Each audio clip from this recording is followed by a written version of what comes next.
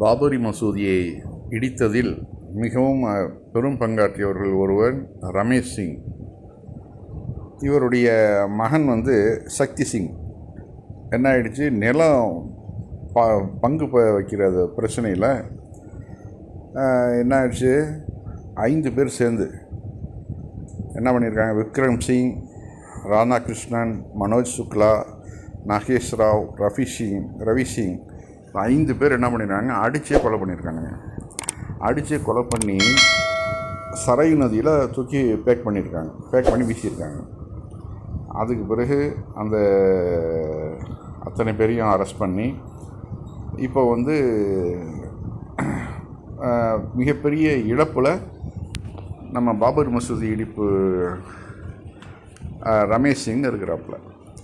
எந்த அளவு அதான் ஒரு ஆள் எழுதுகிறாப்புல, அதுலேயே அந்த பதிவுலேயே எழுதுகிறாப்புல. ஒரு ஆள் யார், பல்பீர் சிங் சொல்கிறாப்புல, இதே மாதிரி தான் பாபர் மசூதி இடிச்சிட்டு கடைசியில் தவறுன்னு உணர்ந்து முஸ்லீமாக மாறி கிட்டத்தட்ட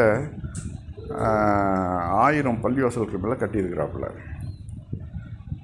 another is crippled because of injuries in spinal cord. இன்னொரு ஆள் இந்த ஸ்பைனல் கார்டு போய் இப்போ வீல் சேரில் அவருடைய வாழ்க்கை ஓடிட்டுருக்குது. அதே போல் இப்போ ரமேஷ் சிங்குடைய பாபர் மசூதி இடித்து அந்த ரமேஷ் சிங்குடைய மகனை 5 பேர் கொண்ட இந்துத்துவ கும்பல், எல்லாம் இந்துத்துவ பஜ்ரங் தளை சேர்ந்தவனுங்க தான், 5 பேர் அடித்து சரை நதியில் தூக்கி போட்டிருக்காங்க. இது அவருடைய பிரதரு தான் கடைசியில் கண்டுபிடிச்சிருக்காங்க. பிரதரும் இவனும் சேர்ந்து தான் போயிருக்கிறாங்க. போனப்போ வா வீட்டுக்கு போகலான்றப்ப இல்லை நான் கொஞ்சம் லேட்டாக வரேன் அப்படின்ட்டு இருக்கிறான்.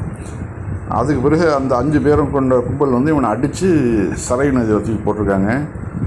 அதாவது இது மாதிரியான குற்ற செயல்களில் ஈடுபடக்கூடியவர்களுடைய குடும்பங்கள் எப்படி மாறுது அப்படிங்கிறதுக்கெல்லாம் இதெல்லாம் ஒரு எக்ஸாம்பிள்.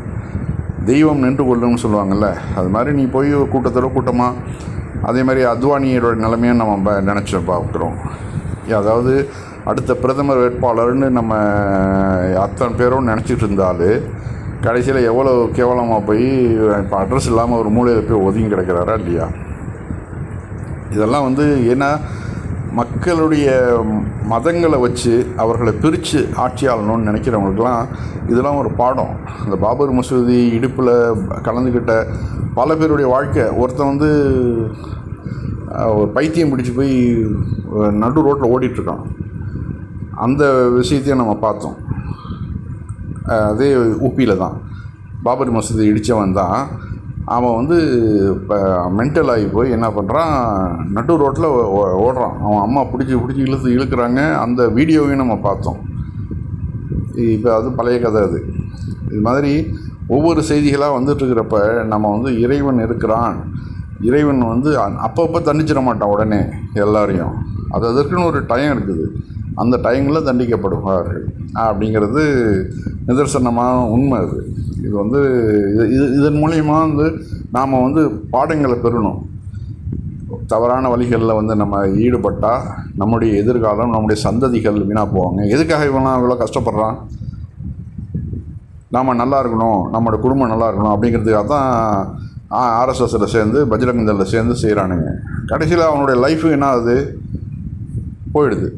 இவர் பல்பீர் சிங், இவரும் ஒரு அந்த பாபர் மசூதி இடித்த ஆளில் இவர் ஒருத்தர். கடைசியில் இவர் என்ன, அங்கேருந்து கன்வெர்ட் ஆகி முஸ்லீமாக மாறி தன்னுடைய பேரை மாற்றிக்கிட்டு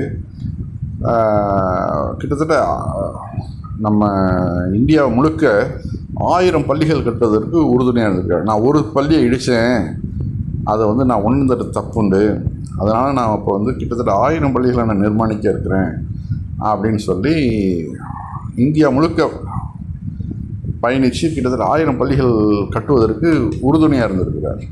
இறைவன் எப்படி எதிரிகளையும் நண்பர்களாக மாற்றுறான் பாருங்க. அதான் நரேஷ் முப்படின்னு ஒரு ஆள் எழுதுகிறாப்புல. அந்த பதிவிலேயே வரக்கூடிய கமெண்ட்ஸில் பார்க்குறோம். This is the right face of BJP. I personal hate the experience with my close friend who was the RSS cadet, worked with dedication, did the party work in Gorgon under Sri Ram Naik. But fortunately, last 4 years back, his blood pressure increased and he had a paralysis stroke in which he is practically disabled and he lost his speech. பேச்சே வரல அவனுக்கு. No he is on wheelchair. இப்போ வந்து wheel சேரில் தான் அவனுடைய வாழ்க்கை ஓடிட்டுருக்கு. அவனை வந்து எல்லா விஷயங்களையும் யூஸ் பண்ணிக்கிட்ட ஆர்எஸ்எஸ் பஞ்சர் இதெல்லாம் அவனை கைவிட்டுருச்சு. ஏன்னா அவன் வீல் சேரில் இருக்கான். இனி வந்து அவன் வந்து முஸ்லீம்களை வெட்டுறதுக்கோ கொல்றதுக்கோ அவன் பயன்பட மாட்டான், தூக்கி போடுறான்னு சொல்லி ஓரமாக்கி விட்டானுங்க. இதுதான் வந்து பிஜேபியோட உண்மை முகங்கிறாப்புல அந்த ஹிந்து. இதனால் என்ன தெரியுது, அவர்கள் வந்து கறிவேப்பிலை மாதிரி வந்து பிற்படுத்தப்பட்ட மக்களையும் தலித்துகளையும் பயன்படுத்திக்கிறாங்க முஸ்லீம்களை வெறுக்கிறதுக்கும் முஸ்லீம்களை அடித்து கொலை பண்ணுறதுக்கும். அதன் மூலயமா அவர்கள் வந்து இந்துக்களுடைய ஓட்டுகள் அவர்களுக்கு ப்ளஸ் பாயிண்ட்டாக வர்றது என்ன, ஒரு இடத்துல கலவரம் நினச்சிட்டாங்க, ஓ நமக்கு வந்து பாதுகாப்பு பிஜேபி தான் அப்படின்னு எல்லாம் அதில் வந்து ஐக்கியமாவாங்கல்ல. அந்த ஒரே ஒரு காரணம் தான். வேறவர்களுக்கு வந்து இந்து மதத்தை காப்பாற்றணும், கோமாதாவை காப்பாற்றணும், அதெல்லாம் ஒன்றும் கிடையாது. கோமாதாவை காப்பாற்றுறவங்க இந்திய உலகத்திலே பீஃப் எக்ஸ்போர்ட்டில் வந்து இந்தியா தான் டாப்பில் இருக்குதுன்னாக்க, பிரேசில்லாம் பின்னுக்கு தள்ளிட்டு இந்தியா டாப்பில் இருக்குண்டாக்க, அப்போ இவர்களுடைய மதப்பற்று கோமாதா பற்றுலாம் வந்து வெளி வேஷம் வந்து தெரியுதா இல்லையா? அதுதான் நம்ம புரிஞ்சுக்கணும், இந்துக்கள் புரிஞ்சுக்கணும் முதல்ல.